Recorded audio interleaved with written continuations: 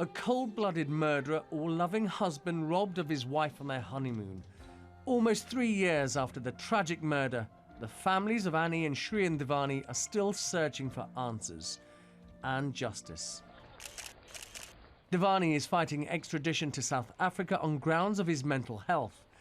Prosecutors there believe the young businessman hired local hitmen to kill his new bride. Her new husband accused of paying for the murder. He did partake in the killing of the wife.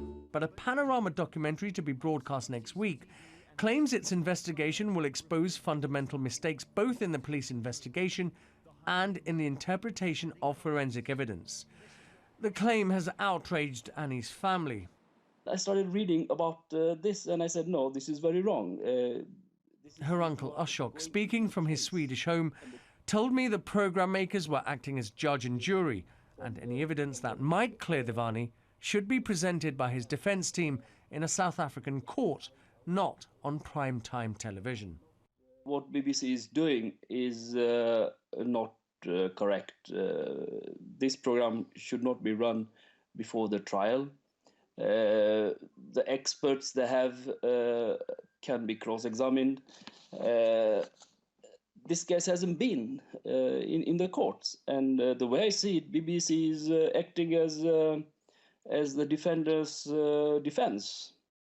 The documentary is said to cast doubt on the South African police's ballistic examination, and it will show new CCTV images. It also questions the testimony of the 3 men found guilty of Anni's murder: taxi driver Zola Tongo and gunman Zolile Mngeni and Ziwama Doda Kwabe. The Hindocha family did take part in a previous Panorama investigation into the murder, but were not asked to appear in the new programme.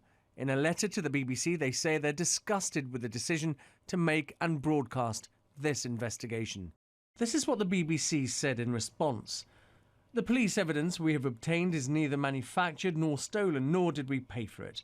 Should the Hindocha family wish to issue a statement, then we would reflect their position in the programme. The South African police and prosecution authorities have been given a full opportunity to reply to the programme. Sky News also spoke to South African prosecutors. They sent us a copy of the letter they sent to the BBC.